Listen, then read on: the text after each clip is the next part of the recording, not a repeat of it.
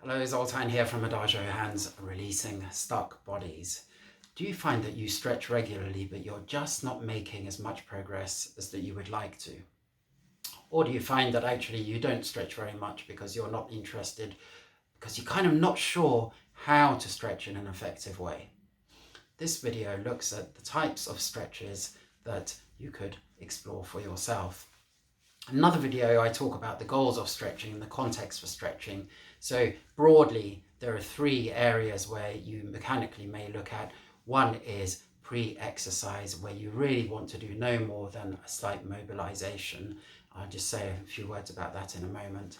The second is post-exercise, where you want to stretch out the muscles that might have got a little tight, maybe for 30 seconds to 2 minutes. And then there's a third type of stretching where you're trying to make a structural change, a long-term structural change to the body. Now, the reason I said I'd say something about the first one, pre-exercise stretch, is because it may be linked to the structural change. Although we know that stretching pre-performance is not a good idea in terms of muscle performance. In other words, if you stretch out a muscle for 2 minutes, then it will become less powerful for a period of time after that. And of course, it will also perform slightly differently to what you might expect. But some people still like to stretch before exercise, and it seems to be because they're trying to get the right structure, whether it's before exercise or some kind of performance, or even just to set up their day. It's because they want their body to be in the right structure, and they're trying to get a stretch in order to get things into the right structure. So that's okay, and that's a good reason to do it. Just bear in mind that there's a balance there between having the right structure and then optimizing the performance of your muscles. And I guess I would say that if you're at the level where you have a structural issue that you're trying to address, it may be worth going to see someone to address that so that your pre-performance stretching doesn't affect your actual performance. Let's now turn to structural stretching. So how can we, if you're feeling restriction in your lower back or in your shoulder or in your neck, there's a whole range of stretches that you can do to pull the tissues and help them hydrate, help them release, help them glide over each other. And that's what I mean by structural stretching, something that's going to long-term, and if you do it systematically, then sustainably impact on your body structure. So one issue might be overcoming restriction, and the way you can do that is simply by reaching as far as you can, but stay in contact with the area and hold for 2 minutes. This might be stretching the front of my shoulder. I could do this on the ground. I could do it by going into a wall and just holding there for 2 minutes. And that's not going to cause any damage. It's going to be a nice, fulfilling stretch.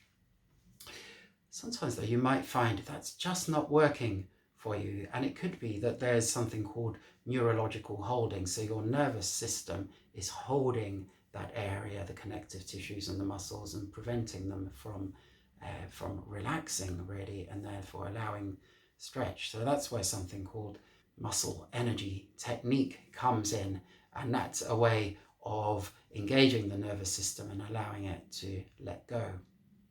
It may be as simple as resisting something and then allowing it to push you further back. So if I was stretching the shoulder, I might push it into a wall for 30% of strength, wait for 5 seconds, and then allow it to relax and go further.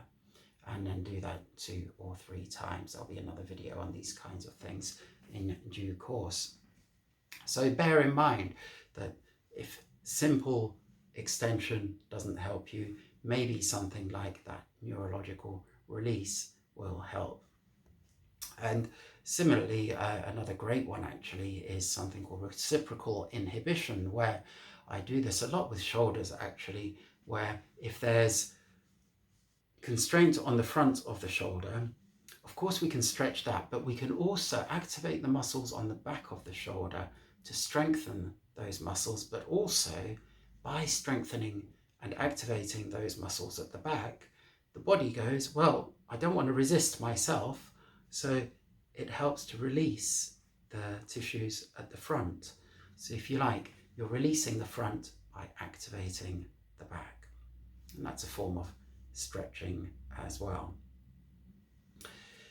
We can also, speaking of a bit of strengthening on the back, we can actually build strength and stretch by going into eccentric exercises. So if you imagine a concentric exercise is where you're lifting the weight, the eccentric is where you're, with control, lowering your weight.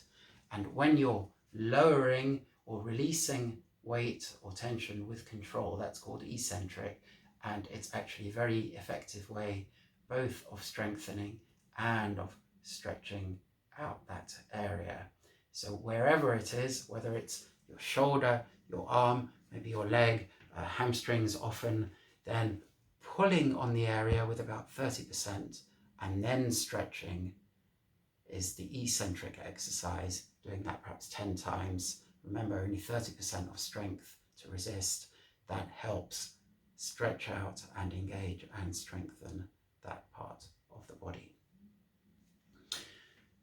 There's another way of strengthening, which is what you might call ballistic exercises, which went out of fashion, but they're coming back into favor. And again, I'll say a few more words about why that might be in a moment.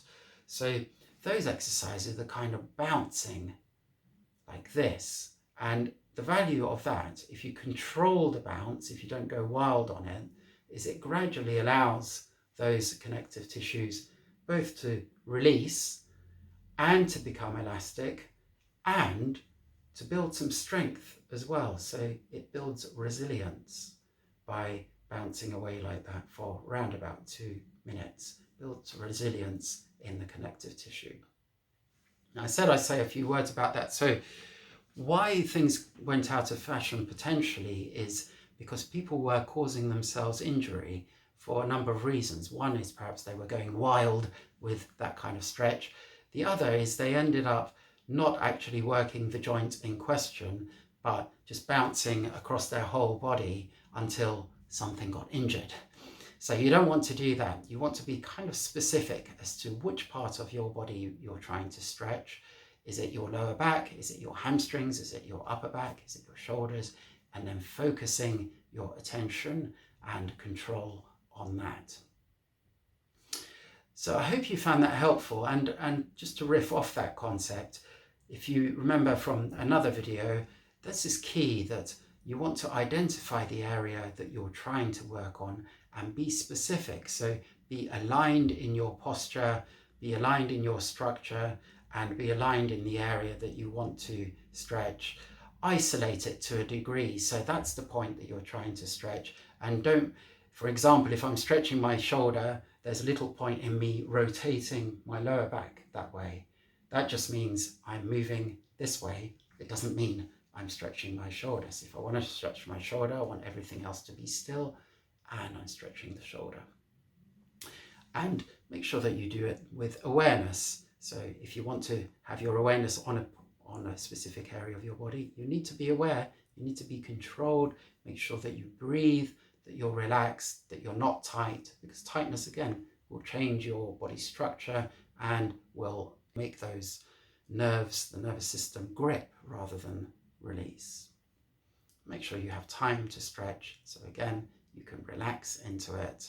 And finally, we've talked in this video about the types of stretching, pre-exercise, post-exercise, and then there's a number of structural stretches that you can try. I hope you found that helpful. There'll be more videos on specific types of stretch, but I hope that gives you an overview of the kinds of things that you can try for yourself if you're not quite making the progress that you would like to with your stretching. Thank you for listening. Good luck with your journey of stretching. I look forward to seeing you in another video. Bye for now.